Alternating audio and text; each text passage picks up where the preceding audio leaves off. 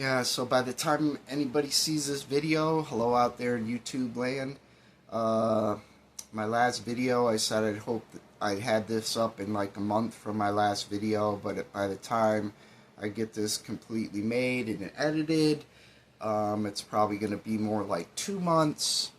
So, yeah, I think I might have been a little too enthusiastic in saying that TV manufacturers don't want you knowing this little thing. Because TV manufacturers are going to make their money. They make their money no matter what. You know, they do all their calculations. But this is a way I think people can save money on TVs and get great TVs for a lot less than MSRP or what they're going to cost, you know, if you go into a, Best Buy. So basically, this is buying used TVs. So I'm going to do a comparison of two TVs, one that's 6-year-old technology and one that's 12-year-old technology. But the one that's 6-year-old technology is only a 65-inch TV, and the one that's 12-year-old technology is a 79-inch diagonal TV. And I think for 90 to 95% of people, the 12-year-old technology they'd be perfectly happy with the picture quality, and they'd be getting a bigger picture. So, and even that 65-inch TV. So I got the 65-inch on Facebook Marketplace also for $300. But I got this 80-inch TV for $550. But after I had to travel to get it and rent a vehicle, after all that, it came out to about $700, which, when I looked on Google, was probably more than I should have paid. They say this TV, you should spend maybe $300 for it, $400. I'm perfectly happy with it. If I get 2 years worth of use out of this TV, or if I get a year's worth of use and I'm able to sell it to somebody for $300 or something, I think I've gotten more than my fair share of use out of this TV. And like I say, how many TVs do you know that you can buy nowadays and they'll still be working 12 years from now, maybe 14 years from now, and still looking good? And so yes, the thing with buying from Facebook Marketplace, basically Facebook Marketplace is a great place to look for TVs. You can get really large screen TVs for a fraction, like maybe 50 to 60% off what they were when they were brand new. All you got to do is wait a couple of years, and the thing with that is the person who bought it at, closer to MSRP, if it was a bad TV, they got it replaced under warranty, and now they've had a TV that's run for several years without any issues. And like I say, if you get a year to 2 years worth of use out of a TV that you paid $300 for, and you went from like a 55-inch to like a 75-inch or even a 65-inch, you're getting all that extra screen real estate. And as they say, your screen, when it goes up even a couple of inches diagonally, you're getting an extra 5% screen area, an extra, maybe 200 or 300 square inches of screen. When you go from a 55-inch to a 65-inch, you're getting almost 40% more screen size, because your screen area gets bigger quadratically depending on how big the screen is diagonally. So you're getting a lot more immersive experience when you watch your TV. So I'm going to do a comparison on these two TVs. One that technology is about 6 years old, and one that the technology is 12 years old. And the 6-year-old TV is a full array local dimming TV, backlit TV. The one from 12 years ago is only an edge-lit LED TV. But I'm going to show several clips. Hopefully I will not get copyrighted or something, because I made several video clips with no audio. The first set of clips is going to show what I think shows that both TVs have basically the same clarity and picture clarity and vividness. And then there's another set of 3 clips that I believe show that you can't really the big thing with TVs is blacks. OLEDs have the best blacks. LEDs are even right now are getting real close. I mean, the average person, isn't going to care about, a little blooming or something with these new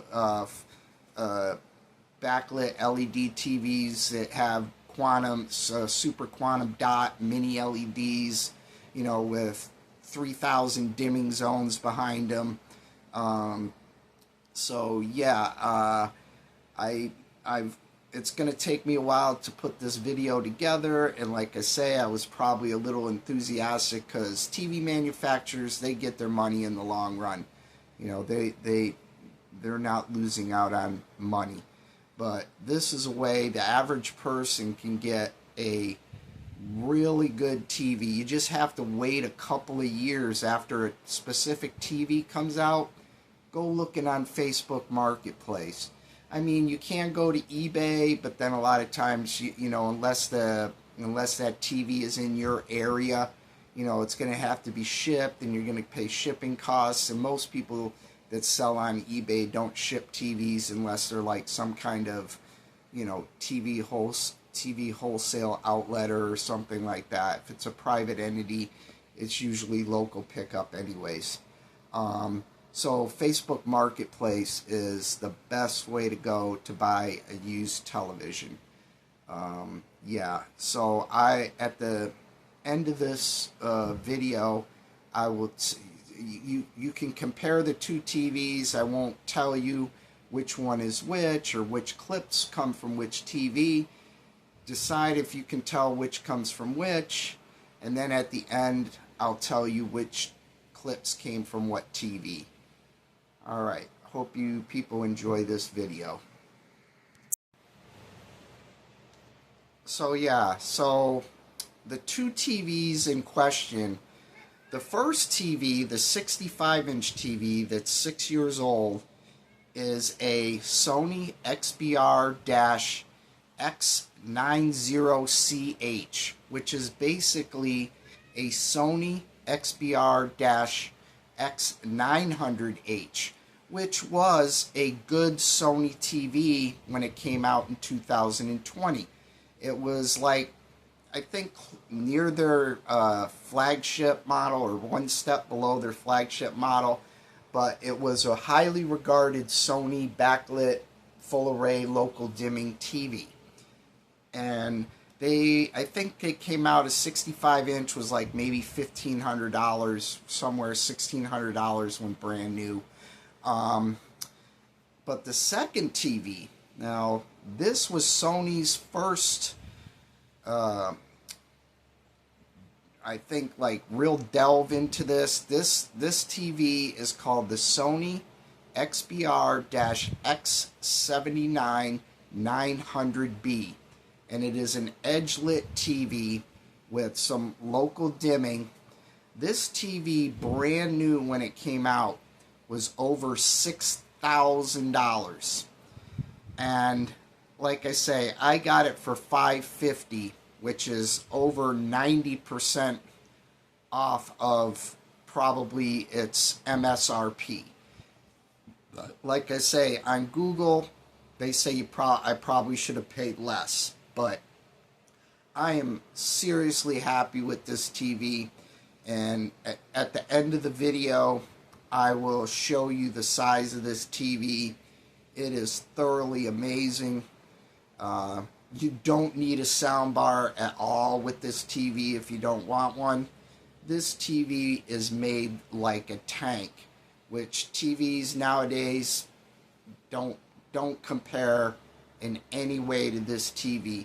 And like I say, this TV is still working, and it is 12 years old. So that goes to show the quality that they put into these TVs back in the day. So, yeah, you will be seeing I will be editing in a thing of this TV, a picture of this TV, and you will be thoroughly amazed at the size of this TV. And that's the one drawback of why most people nowadays might not want it. But if you are a videophile or somebody who likes movies and don't want to spend huge amounts of money and want something great for, like I say, I got this thing for 90% of its MSRP, and you get great sound out of it.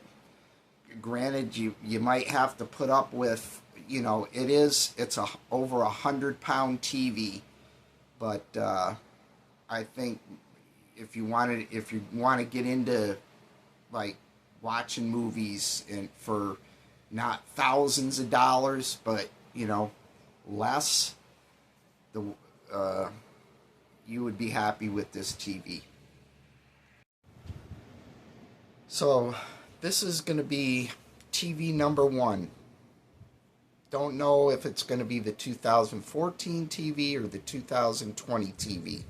And it's going to show the picture quality and the black level. I took 3 6-second clips of picture quality and 3 6-second clips of different scenes with black levels.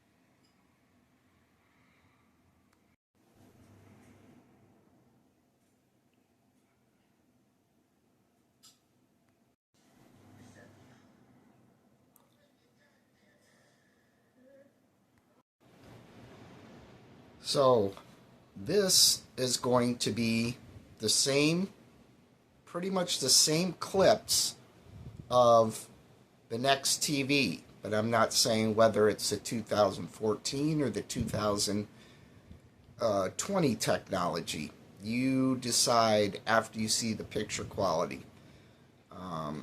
And yeah, so hopefully I can edit this together.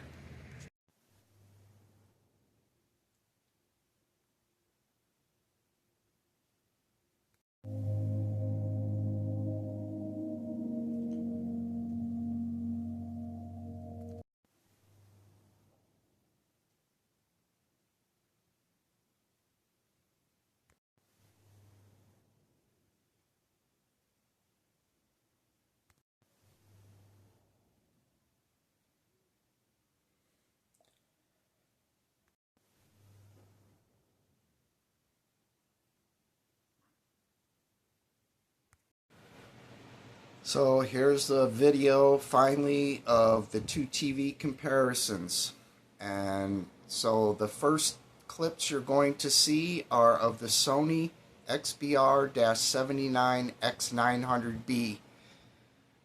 And the second set of clips is going to be the Sony XBR-6090CH, which is the 2020 technology. And the first clips are from the TV from 2014.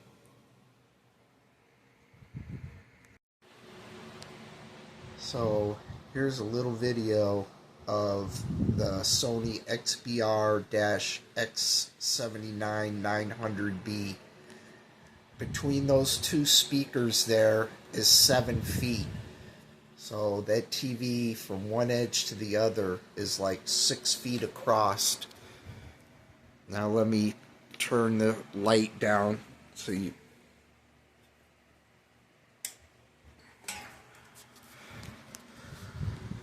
So, yeah. Look at that picture. Fantastic.